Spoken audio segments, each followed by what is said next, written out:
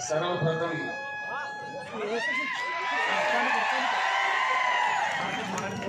महाराष्ट्र राज्य के इस पावन भूमि को, पावन धरती को मैं प्रणाम करता हूँ। हमारे सौभाग्य है मेरे साथ आए हुए मंत्रिमंडल, आमदार, खासदार तेलंगाना बाल्के जी ने हमारा बहुत ही अच्छे अंदाज में स्वागत किया। बहुत ही ब्रह्मांड नायक विठोबा जी के चरण में माथा टेकने का हमें जो दर्शन दिलवाए, उस चीज के लिए मैं उनके आभारी हूँ। मैं धन्यवाद भी उनको देता हूँ। महाराष्ट्र राज्य के बीआरएस किसान विभाग के अध्यक्ष श्री माणिकराव कदम जी, हमारे सीनियर नेता श्री शंकरअण्णा दोंडगे जी, आपके लोकप्रिय नेता, आपके दिल जीतने वाला नौजवान ताकतवर नेता भगीरथ बाल्के जी। आवाज कम आई है।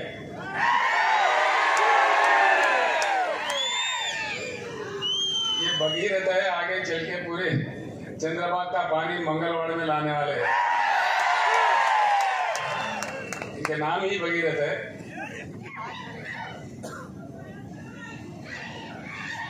मंच पर उपस्थित नेतागण, सभा में उपस्थित भाइयों, बहनों और माओ, मैं आप सभी को प्रणाम करता हूं। इन दिनों मैं एक प्रार्थना सबसे पहले आपसे करूंगा। मेरे जो भी शब्द है आपके सामने, आप सुन के यही मत भूल जाइए। अपने गांव जाके जरूर अपने मित्र और अपने फैमिली में चर्चा कीजिए, अपने गांव में चर्चा कीजिए। इतना मेरा प्रार्थना है। इन दिनों एक बात मुझे बहुत सताता है। मैं हर सभा में कह रहा हूं महाराष्ट्र में कि आज हमारे देश के लक्ष्य क्या है, भारत का लक्ष्य क्या है। देश का कोई लक्ष्य है या बिना लक्ष्य के हम गुमराह हो गए, हम भटक रहे अंधेरे के रास्तों में। क्या हो रहा है इस देश में? एक बार प्रति भारतीय को इस बारे में सोचने की बहुत सख्त समय आ चुका है। ये वक्त है उस समय का। आजादी का जंग एक वक्त था, जिन कुर्बानियों के फल हमको मिला, लेकिन आज एक और आजादी की जंग लड़ना चाहिए। उस प्रकार का ही एक नया उमंग से, एक नया सवेरे का दिशा में पूरे भारत को चलना चाहिए क्रांति के मार्ग पर।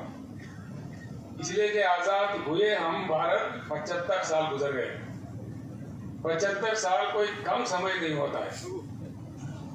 दुनिया भर में कई देश है जो हमारे सामने ही कहां से कहां पहुंच गए। जैसे कि साउथ कोरिया है, जापान है, सिंगापुर है, मलेशिया है। हमारे से जियोग्राफिकली कनेक्टेड है, हिमालय के उस पार में चीन है। आज चीन का, एक समय में चीन हमसे गरीब थे 1982 तक। आज का चाइना कहाँ है और हम कहाँ हैं? इस बात को हर किसी को सोचना चाहिए। चुनाव आते रहते हैं, जाते रहते हैं, कोई ना कोई जीत ही जाता है। कितने पार्टियों को हमने सपोर्ट किया, और महाराष्ट्र जैसे राज्य में मुझे एक पार्टी बताइए जिनको अवसर नहीं मिला, अधिकार नहीं मिला। कांग्रेस तो पूरे 50 साल राज किया। उसके बाद में राष्ट्रवादी को भी आपने मौका दिया, शिवसेना को आपने मौका दिया, भाजपा को भी आपने मौका दिया। करना चाहते तो इनमें से कोई एक तो करते। उल्टा ये कह रहे हैं तेलंगाना के जैसे छोटे से राज्य में, कम समय में, नया नवेला राज्य में किसानों के भलाई के लिए सब कुछ किया जा सकता है। मैं मराठी बोल नहीं सकता, लेकिन समझ सकता हूं। बाल्के जी ने अपने बातों में सारे बता दिए तेलंगाना में क्या क्या स्कीम चलता है। ये स्कीम तेलंगाना में 5-6 साल से जब चल रहा है, महाराष्ट्र में क्यों नहीं? महाराष्ट्र तो बहुत बड़ा राज्य है, स्थिर राज्य है, धनवान राज्य है। यहाँ किस चीज की कमी है? उल्टा ये कहा जा रहा है कि तेलंगाना का जो भी मामला है वो भूल भुलैया है। अगर महाराष्ट्र वो कर दे तो महाराष्ट्र सरकार का दिवाला निकलेगा। हाँ, जरूर निकलेगा दिवाला, मैं भी मानता हूँ इस बात का। दिवाला निकलेगा नेताओं का और दिवाली होगा किसानों का। बिल्कुल दिवाली होगा किसानों का, राज का दिवाला नहीं निकाले। हम कहां से ला रहे पैसे? सभी पूछने लगे हैं आज, उल्टा पलटा क्वेश्चन पूछने, लोगों को गुमराह करने। बालके जी बता रहे थे तेलंगाना की पार्टी है बीआरएस, तेलंगाना की पार्टी नहीं है बीआरएस। भारत बदलने का, भारत परिवर्तन का एक मिशन है, ये राष्ट्रीय पार्टी है। बड़े अजीब अजीब सवाल आते हैं, अजीब अजीब बातें करते हैं। हम जब पंडरी दर्शन के लिए जब वहां से निकले, कितने लोग क्या क्या कह रहे हैं, आपने अखबारों में देखा, टीवियों में भी सुना। आज आ जाए, जरूर दर्शन करें, लेकिन राजनीति ना करें। हम आके दर्शन कर रहे। पंडरीपुर में मेरे पीछे कई पत्रकार पड़े थे, मैंने वहां मुंह नहीं खोला, कुछ कहा भी नहीं उनको, वो नाराज भी हो गए मुझसे। लेकिन मैंने वो पुण्यस्थली है, क्षेत्र है, तब वहां मैंने कुछ राजनीति नहीं कहा, लेकिन यहाँ जरूर कहूंगा। मेरा एक बात है, मुझे समझ में नहीं आता, अभी अभी हम शुरू हुए महाराष्ट्र में, इतना आक्रोश क्यों है इतने सारे पार्टियों में? इतनी घबराहट क्यों है, हड़बड़ी क्यों है, इतना आक्रोश इतने छोटी पार्टी के लिए? 3-4 महीने हो गए हम यहाँ शुरू होके, कोई पार्टी हमें नहीं छोड़ रहा। भाजपा एक वक्तव्य है, कांग्रेस का एक वक्तव्य है, कांग्रेस ने हमको बीजेपी का बी टीम करा दिया, बीजेपी ने हमको कांग्रेस का ए टीम का करा दिया। ये पता नहीं ये टीम कहां से आते हैं। हम किसी का टीम नहीं है, हम टीम है तो किसानों का, पिछड़ों का, अल्पसंख्यक का और दलितों का टीम है। इस बात से कोई घबराए नहीं। हम अगर टीम है, जैसा बालके जी ने कहा, पक्का पहली बार हिंदुस्तान में कई कई लोग कई कई नारे दिए, सिर्फ बीआरएस ही इकलौता एक ही पार्टी है जिन्होंने दिल फाड़ के कह दिया कि अब की बार किसान सरकार। पहले कोई पार्टी ने इस बात नहीं कहा। क्यों नहीं कहा भाई?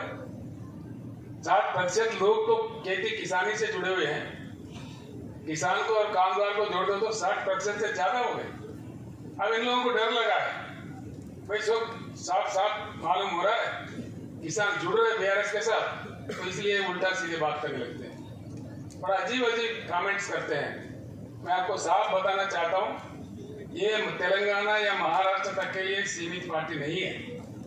आज के भारत के जितने भी समाधान, जितने भी प्रश्न हैं, जितने भी समस्याएं हैं, उसका एक ही समाधान है कि भारत का परिवर्तन।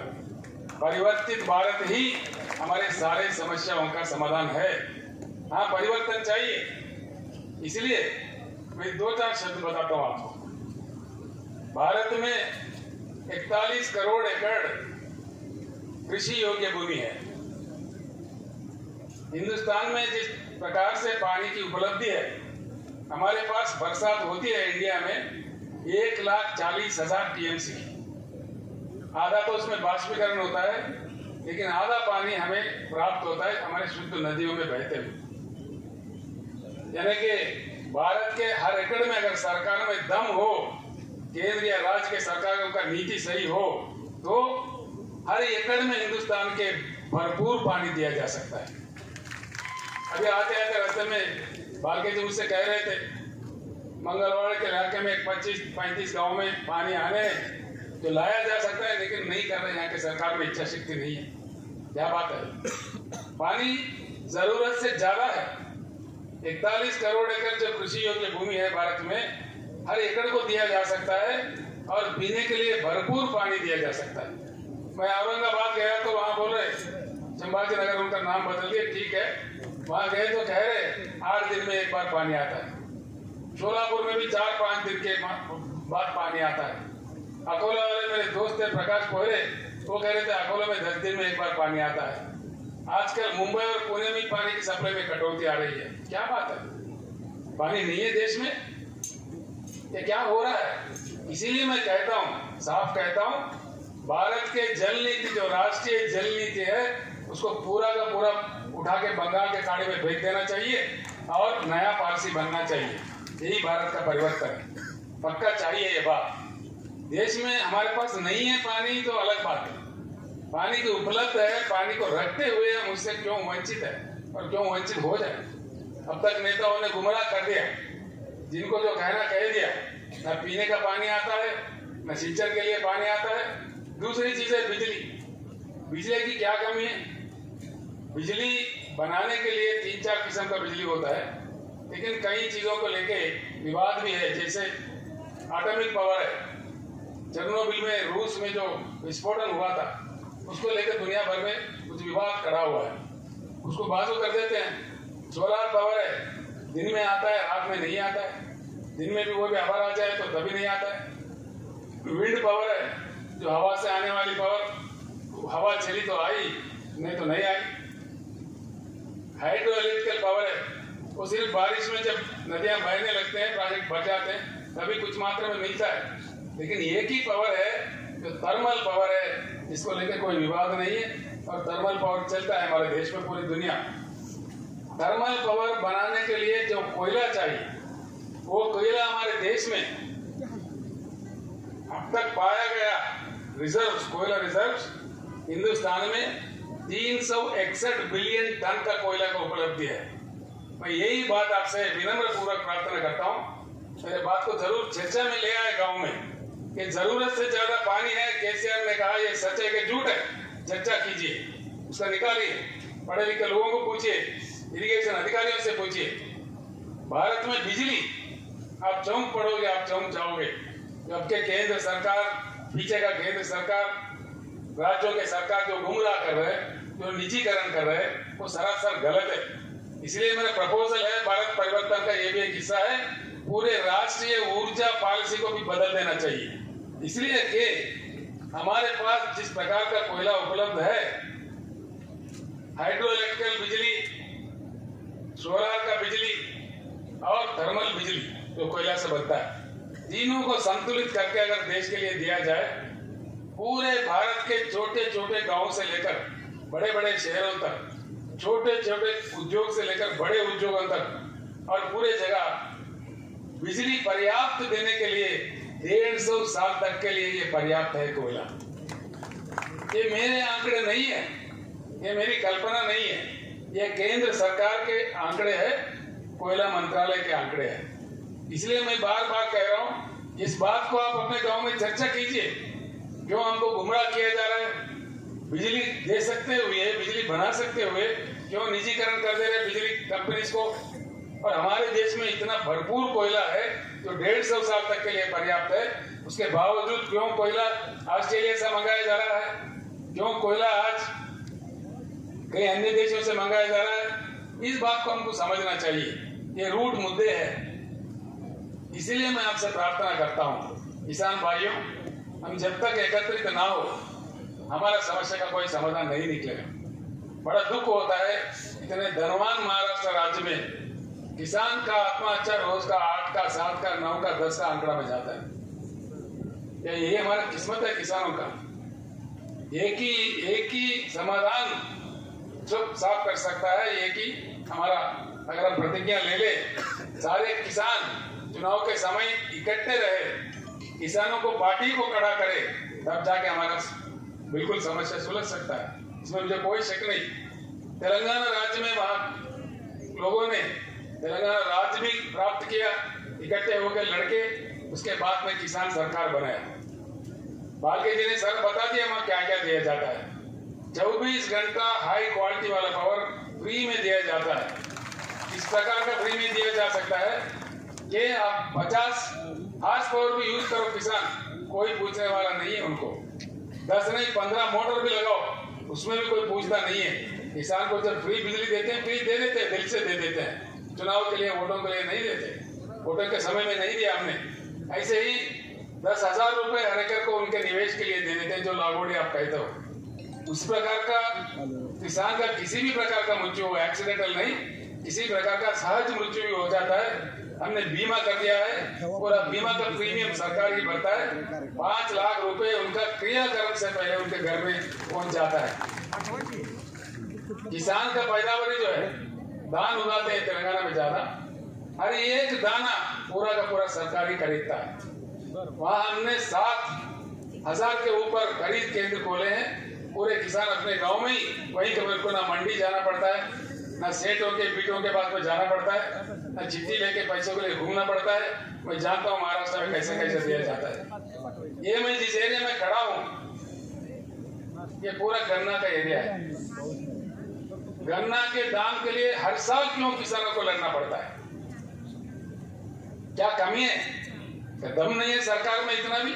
एक साल में बुला के इसको सुलझ दे। हम लड़ाई नहीं लड़े, बात नहीं है। शरद जोशी के जमाने से कितने लड़ाइयां लड़े। प्याज उगता है, उसका दाम नहीं मिलता। प्याज के दाम के लिए हमारे किसान भाई नासिक से मुंबई तक पदयात्रा करते हैं, हजारों की संख्या में। उनके पैर से खून भी निकलता है, तभी सरकार को कोई एहसास नहीं। गन्ने का दाम क्यों नहीं देते? कहीं भी नहीं देते। गन्ने के पैसे कैसे देते? 3 महीने में, 4 महीने में, 5 महीने में देते हैं, एक बार नहीं आता है। ये क्यों? इससे क्या हम नहीं निकल सकते? इस कष्ट से, इस मुश्किल से हम नहीं निकल सकते? बराबर निकल सकते हैं हम अगर एकजुट हो जाओ। किसान का सरकार आ जाए तो उनके सर पे बैठ के दिला देगा, सब कुछ मिल जाएगा। इसमें कोई चमत्कार नहीं है। इसीलिए मेरी प्रार्थना है आप सब लोगों से, किसान जब तक एकत्रित ना हो, कुछ नहीं बदलने वाला है। पार्टी बदलते रहेंगे। अब समझिए, आप कर्नाटक में हाल में चुनाव हुआ, वहाँ भारतीय जनता पार्टी आ गया, कांग्रेस सरकार आ गया, क्या कुछ बदलने वाला है? वहाँ पे कुछ नहीं बदलेगा, वही पॉलिसी चलते रहेगा, वही पुराने कथाएं सुनने पड़ेंगे। इसीलिए मेरी प्रार्थना है, चुनाव में पार्टियां जीतना नहीं है। जब से हमारे भारत में चुनाव में जनता जीतने का रवैया शुरू होगा, तब से भारत बदलेगा। जनता को जीतना चाहिए, जनता को अपेक्षा जीतना चाहिए। चुनाव के दूसरे दिन से ही उनके तहत काम होना चाहिए। ये वेरी इंपॉर्टेंट चीज है, ये समझने की बात है। इसीलिए मैं हमेशा कहता हूँ, किसान जिएगा तो कौन मरेगा, किसान मरेगा तो कौन जिएगा। किसान अगर जिंदा है, चुपके ताली में खाना आता है। किसान अगर खत्म है तो चुपके तालियां सूख जाएंगे, कौन जी सकता है। इसीलिए मैं आपसे बार बार विनती करता हूँ, किसान का एकत्रित, पूरे किसान भाई जितने यहाँ पधारे हैं, किसान भाई एकत्रित हो तो हमारे सारे समस्या का समाधान निकल सकता है। इसके अलावा भी कई लोग कल्याणकारी कार्यक्रम हमारे पास है, वो सब किए जा सकते हैं। कोई गरीब शादी करता है, 1 लाख रुपए दे देते हैं हम लोग। विद्यार्थी बाहर जाना चाहते हैं, 20 लाख रुपए का स्कॉलरशिप देते हैं हम लोग, जो बाहर देशों में पढ़ने के लिए। ऐसे कई कल्याणकारी योजनाएं हैं। जो दिव्यांग लोग हैं, देश में कोई राज्य नहीं देता, सिर्फ तेलंगाना एक ही राज्य है 3,000 के ऊपर देता था। तेलंगाना दशाब्दी उत्सव में मैंने अभी अनाउंस किया, उनको 4,000 मिलेगा पर महीने। यहाँ पे पेंशन क्या मिलता है? मेरे ख्याल से कोई 600 रुपए मिलता है। तेलंगाना में हम 2,000 रुपए पेंशन देते हैं। मैं महाराष्ट्र वासियों को, जो पेंशनदार है, उनको खुलकर कहता हूँ, महाराष्ट्र में बीआरएस का सरकार लाओ, पूरे किसान के काम भी हो जाएंगे और वेलफेयर मेजर्स भी। आपको पेंशन 2,000 मिलेगा, बाज़ाब्ता मिलेगा, किसी का दिवाला नहीं निकलेगा, बिल्कुल बाज़ाब्ता आराम से दे सकते हैं। ये सारी चीज हो जाएंगे। सारी चीज संभव है जबकि हम एकत्रित हो। दलित वर्ग हमारे देश का एक अंग है, उनको हमने पीछे रखा है, तो हमारा ही पाप है। उस पाप को हमको धोना पड़ेगा, कोई अन्य आके नहीं करेगा। अमेरिका देश में काले लोगों को गोरे लोगों ने बहुत सताया था, बहुत रुलाया था, बहुत उनको वंचित किया था। लेकिन अमेरिका समाज में जागृति आने के बाद एक ब्लैक, मतलब यानी काली जाति के रहने वाले बराक ओबामा को देश के अध्यक्ष बना देके उनका अपने पाप को धोया है। ये भी भारत में चेतना आना चाहिए। हमारा दलित भाई वंचित ना रहे, उनके भी उद्धार होना चाहिए। साथ साथ में जब तक वो ऐसे रहेगा, पिछड़े रहेगा, ये भारत के चेहरे पे दाग रह के बन जाएगा। इसको भी मिटा देना कोई दूसरा देश वाला नहीं करेगा। ये हमारा ही कर्तव्य बनता है, हमारा ही दायित्व बनता है। यहाँ के पार्टियां पूरे प्रस्तावित है, इनको क्या डर है समझ में नहीं आता, क्यों ऐसा करते हैं समझ में नहीं आता, क्यों उल्टा सुल्टा बात करने लगते हैं। हमारा जो एजेंडा है, उस एजेंडा पे बात करो। उस एजेंडा डिस्कस करो। देवेंद्र फडणवीस जी जो भूतपूर्व मुख्यमंत्री, अब के उप मुख्यमंत्री है, नांदेड़ में पहली बार जब मैं आया था तो उन्होंने कहा था केसीआर जी आपका यहाँ क्या काम है, आपका तो काम तेलंगाना में है। मैंने कहा भैया मैं भारत के नागरिक हूँ, कहीं भी जाके काम कर सकता हूँ, मैं यहाँ किसान के उद्धार के लिए आया हूँ। अगर मुझे नहीं चाहते हो तेलंगाना एजेंडा मक्की का मक्की 100% इम्प्लीमेंट करो, मेरा काम खत्म, मैं मध्य प्रदेश चले जाऊंगा, महाराष्ट्र नहीं आऊंगा। उसका जवाब नहीं है उनसे, उसका जवाब आता ही नहीं है। उनको कहना चाहिए कि बिल्कुल हम अमल करेंगे, नहीं करते। केंद्र सरकार 6,000 रुपए देती है, वो भी कम लोगों को, कम किसानों को। हमारे पास कोई ऐसा अवैध नहीं है। पूरे किसान जितने भी है 70 लाख किसानों को हम रईत बंधु जो स्कीम है 10,000 देने वाला, छोटा बड़ा सब किसानों में देते हैं, कोई भेदभाव नहीं है उसमें। इसी प्रकार का यहाँ भी आना चाहिए। लेकिन जैसा बीआरएस ने प्रवेश किया महाराष्ट्र में, फिर 6,000 का ऐलान हुआ, वो किसको देंगे? जो किसान सम्मान निधि मिला उन्हीं को देंगे, बाकी को नहीं देंगे। वो भी पूर्ण रूप से नहीं, 2-2 हजार करके 3 किस्तों में देते हैं। हमारे पास ऐसा नहीं है। फसल को 5,000 एक देते हैं निवेश के लिए, फिर दूसरा फसल के दूसरा दे देते हैं, मुफ्त में पानी देते हैं, मुफ्त में बिजली देते हैं, और हर दाना उनका खरीदते हैं। खरीदते भी कैसा? सीधा उनके बैंक में जाता है। आप लोग प्रसन्न हो जाएंगे मेरी बात सुनकर। तेलंगाना में मैंने देखा है, मुख्यमंत्री बनने के बाद 2 साल किसानों का जो कष्ट है, मुश्किल है, मैंने देखा है। उसके बाद में पूरी तलाटी व्यवस्था हमने बर्खास्त कर दिया है तेलंगाना में। तलाटियों का जो काम है आप जानते हैं, हमारी भूमि उनके नाम पे लिखते, इनका भूमि उनके नाम पे लिखते, वहाँ पूरा तलाटी व्यवस्था ही बर्खास्त कर दिया, कानून बना के। उनके पेट में नहीं मारा हमने, दूसरे डिपार्टमेंट में उनको नौकरी दिया, और तलाटी व्यवस्था निकाल के धरनी बोल के पोर्टल ला के सारे जमीन का रिकॉर्ड हमने डिजिटलाइज कर दिया। उसके लिए उस माध्यम से ये सुविधा होता है किसानों को। धान खरीदते हैं, किसी के पास करने की जरूरत नहीं है, सीधे किसान के बैंक अकाउंट में जाता है। जो 5,000 हर फसल के लिए हम निवेश के लिए देते हैं, वो भी सीधा, न दरखास्त देना है न दफ्तर जाना है, सीधा उनके बैंक अकाउंट में जाता है, हैदराबाद से जाता है। किसान का जो बीमा है उसके लिए कहीं दरखास्त नहीं देना है, सीधे उनके अकाउंट में बैंक में चले जाता है। ये संभव बात है। ये बात जब तेलंगाना में हो रहा है, महाराष्ट्र सरकार क्यों नहीं कर सकता? यही मेरा क्वेश्चन है, ये मेरा सवाल है। सिर्फ महाराष्ट्र ही नहीं, मध्य प्रदेश में क्यों नहीं, उत्तर प्रदेश में क्यों नहीं, पूरे अन्य भारत में क्यों नहीं? ये संभव होते हुए भी एक राज्य में, हिंदुस्तान के एक हिस्सा में हो रहा है, बाकी भारत में क्यों नहीं? इसीलिए मैं तमाम लोगों से, सभी लोगों से मैं प्रार्थना करूंगा, ये पूरे भारत के किसानों के जंग है, उनके प्रतिनिधि है बीआरएस पार्टी, सिर्फ महाराष्ट्र या तेलंगाना किसी एक राज्य का नहीं है। और आखिर में मैं एक बात आपको जरूर बताऊंगा। पालके जी ने कुछ बात रखा, उन्होंने, पिताजी थे उनके, बड़े अच्छे आदमी थे, भले आदमी थे, 3 बार आपने आपके प्यार दिया, उनको जिताया, उनकी मृत्यु हो गई, भगवान ने हमारे साथ नहीं रखा उनको मैं आश्वासन देता हूँ, बिल्कुल मैं उनसे बड़ा हूँ, उनको पूरा आशीर्वाद मेरा उनके साथ होगा, पालके जी के साथ। आज हम पूरे तेलंगाना राज्य को लाके यहाँ विठोबा जी के दर्शन करवाए, घर बुलाए, और खाना भी खाएंगे हम लोग जाके, आप लोग भी खाएंगे, हम लोग भी खाएंगे। इतना हमारे साथ जो खड़े हैं, पश्चिम महाराष्ट्र के जो दरवाजा खोले हैं पालके दादा, उनके पूरा हमारे साथ होगा, हमारे आशीर्वाद उनमें होगा, पूर्ण तरीके से उनके साथ होंगे। आप लोगों ने कोई साथ दीजिए। एक युवा नौजवान, क्या चाहिए? नौजवान लीडर है, नौजवान नेता है, उनका काफी भविष्य है। ये एमएलए चुने जाते हैं तो एमएलए नहीं रहेंगे, मैं आश्वासन देता हूँ, उनको मंत्री पद भी मिल सकता है, आगे चलकर बहुत बड़ी उनकी तरक्की हो सकती है।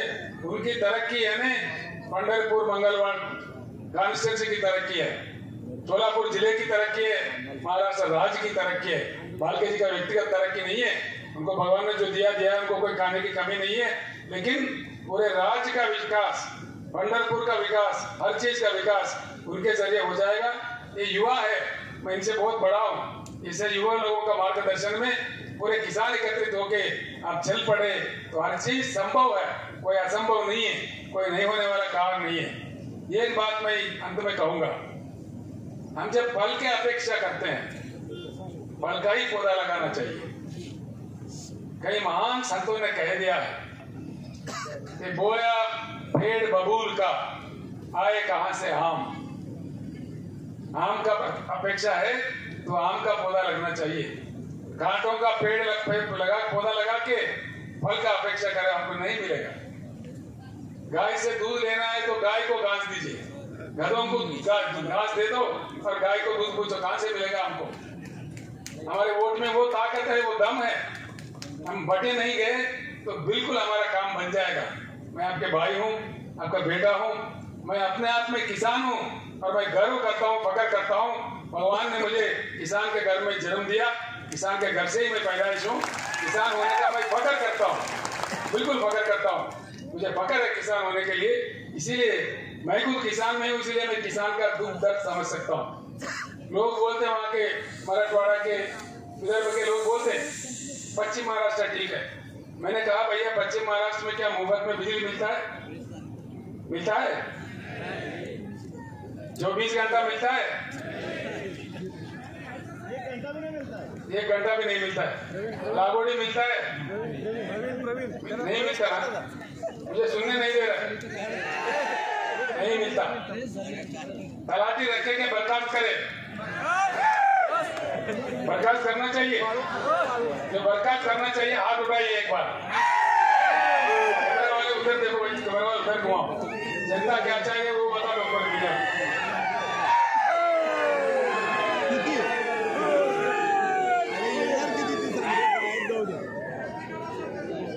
ऐसा है, केंद्र सरकार ने अनाउंस कर दिया digital India.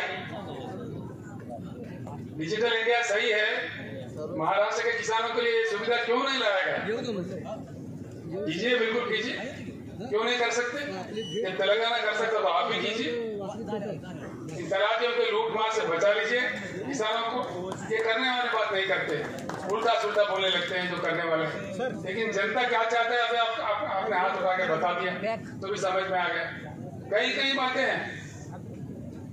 Make in India बोले देश के प्रधानमंत्री साहब, मेक इन इंडिया है तो हर शहर में क्यों चाइना बाजार लगता है? भारत बाजार कहाँ भाग गया है? क्यों चाइना बाजार ही दिखता है हर शहर में? बच्चे उड़ाने के पतंगों के मांचा, दीपावली के दिए, दीपावली के पटाखे, होली के रंग, ये सारे चाइना से आते हैं। क्या भारत में इतना भी सलाहियत नहीं है कि ये चीजें बन सके? आप सोचिए इन बातों का, गांव जाने के बाद सोचिए कि भारत बदलना है, नहीं बदलना है। जरूर भारत का परिवर्तन ही आज के भारत के समस्याओं का समाधान है, कोई दूसरा नहीं है। समाधान है पूरे नीतियां बदलना चाहिए, पॉलिसियां बदलना चाहिए, पारदर्शिता होना चाहिए, लोगों के सामने रखना चाहिए। मैंने डट करके पूछा, मुझे कोई डर नहीं। हाँ, तलाटी लोग जरूर हमारे खिलाफ वोट डालेंगे, कोई बात नहीं, लेकिन जब जनता चाहता है हम खुद के कहते हैं कि तलाटी चाहिए कि नहीं चाहिए। महाराष्ट्र के हर प्रांत में मैं पूछ रहा हूँ, विदर्भ में, मराठवाड़ा में, नासिक में, हर जगह मैं पूछ रहा हूँ। हर जगह की पुकार, जनता का पुकार यही है कि तलाटी निकाल दो। जैसा तेलंगाना में होता है, हमारा भी डिजिटलाइज रिकॉर्ड करो, हमारा रिकॉर्ड सेफ रखो, जमीन सेफ रखो, कोई उल्टा सुल्टा ना हो जाए। हमारे तेलंगाना राज्य में किसान धरनी पोर्टल में एक बार उनका जमीन, उनका नाम चढ़ गया, वो निश्चित है एकदम, उसका कोई नहीं बदल सकता। बदलने का अधिकार किसान को ही हमने दिया है। किसान का अंगूठा यानी कि बायोमेट्रिक लग के ही किसान का जमीन का ओनरशिप बदलता है तेलंगाना राज्य में। उसका कोई तलाटी नहीं बदल सकता, कोई रेवेन्यू इंस्पेक्टर नहीं बदल सकता, तहसीलदार नहीं बदल सकता, डिविजनल ऑफिसर नहीं बदल सकता, कलेक्टर भी नहीं बदल सकता, रेवेन्यू सेक्रेटरी भी नहीं बदलता, रेवेन्यू मंत्री भी नहीं बदलता, चीफ सेक्रेटरी भी नहीं बदल सकता, चीफ मिनिस्टर भी नहीं बदल सकता। सिर्फ किसान की जो भूमि है उन पर उनका जो अधिकार है, उनका जो पट्टा है, उसको बदलना है तो किसान की बायोमेट्रिक से ही बदलता है। ये भी आप अपने गांव में चर्चा कीजिए। ये तेलंगाना में ये सुविधा है उपलब्ध किसानों के लिए, महाराष्ट्र में क्यों नहीं? जो नेता लोग हमको हमारे ऊपर ये कर रहे हैं, टीका टिप्पणी कर रहे हैं, उनसे पूछिए भैया केसीआर ने कह के गया, आप क्यों नहीं कर रहे बात? हमारे लिए क्यों नहीं ला रहे? तेलंगाना का महाराष्ट्र का बॉर्डर है 1000 किलोमीटर। आप कहीं भी जाके पूछ सकते हैं किसी भी गांव में। यहाँ से सिर्फ 400-500 किलोमीटर में तेलंगाना पड़ता है। बालकेजी से मैं रिक्वेस्ट करता हूँ, हर तहसील से एक बस या 2 बस, एक बस में महिला, एक बस में पुरुष आ जाए, बिल्कुल आकर वहाँ के पूरा 2 दिन घूमे, हम आपका सत्कार करेंगे, हम आपके वहाँ के मंदिर का दर्शन करवाएंगे। सौभाग्य में दे दीजिए, हम आपके बिल्कुल लोगों को लाइए, 1 हफ्ता 10 दिन में पूरे दिखा के हम बता देते हैं क्या क्या कैसा होता है, रजिस्ट्रेशन कैसा होता है। तेलंगाना में रजिस्ट्रेशन करने जाओ 10 मिनट में हो जाता है, फिर पट्टा के लिए समय नहीं है, उसके बाद 5 मिनट में पट्टा भी हो जाता है, वहीं के वहीं पासबुक दे देते हैं। आपके पास जो 7-12 है इतना सा कागज देते हैं, हमारे पास कागज नहीं देते। हर किसान के पास जैसा पासपोर्ट होता है उससे भी सुंदर सा पासबुक है उनके पास, और उनका तभी वो बेचते हैं, खरीदते हैं तो पूरा उसी समय वेबसाइट में दिख जाता है। किसी ने यहाँ खरीदा, उनका बेटा अमेरिका में, वहाँ देख सकता है, अमेरिका में भी, दुनिया के किसी कोने में है, खाली वेबसाइट खोल दिया तो दिख जाएगा हमारे पिता ने 2 एकड़ खरीदा है। ऐसे सुविधा यहाँ भी किया जा सकता है। हमको बोलने से बजाय ये काम कीजिए ना, ये काम कर सकते हैं ना, टाइम है अभी, सरकार के पास काफी समय है, कर सकते, कोई नहीं करते, उसको छोड़ के उल्टा सुल्टा बातें करो, केसीआर को कुछ कहो, ये टीम का हो, बी टीम का हो। मैं साफ बता देता हूँ पूरे महाराष्ट्र वासियों को, भारतवासियों को, बीआरएस किसी का टीम नहीं है, हम अपने आप में पार्टी है, हम किसानों का टीम है, हम दलितों का टीम है, पिछड़ों का टीम है और अल्पसंख्यक लोगों का टीम है, और भलाई करने वाला पार्टी है। ये किसी का बी टीम ये टीम बनने का हमारा कोई जरूरत नहीं है। 50 करोड़ यानी कि 50% यानी कि 70 करोड़ आबादी जब हमारे किसान हैं, अगर किसान बीआरएस के साथ है तो हमारे साथ टीम आ जाएगी। हम किसी की टीम क्यों बनेंगे? किसान हमारे साथ है, आप बताइए, किसान हमारे साथ है, जंग लड़ेंगे अब की बार। चल हो गए, आप लोग खाना तैयार है, जोर से बोलिए, अब की बार भगीरथ बाल के जिंदाबाद, बोले भगीरथ बाल के। मैं आपको धन्यवाद देता हूँ। मेरे जो भी बातें हैं मैं एक बार विनम्र पूर्वक विज्ञापन करता हूँ, मैंने जो कहा है अब तक आपने नहीं सुना है, इसलिए हर जगह मैं यही प्रार्थना करता हूँ कि यही नहीं छोड़े, अपने गांव में जाके इसको चर्चा पे रखे, डिस्कशन करे, और सही है तो पूरे लाइन में लग जाइए, हम जीतेंगे। मैं भगीरथ बाल के भी जीत जाएंगे, बीआरएस भी जीत जाएगा, आप तमाम लोग जीत जाएंगे, जरूर हमारी जीत होगी, क्योंकि हमारे युद्ध में न्याय है, नीति है, जरूर हमारे विजय प्राप्त होगा। फिक्र मत कीजिए, कुछ ही दिन में बदलेगा महाराष्ट्र, किसान का भविष्य भी बदलेगा। इतना कहते हुए मैं आपसे रुखसत होता हूँ। धन्यवाद।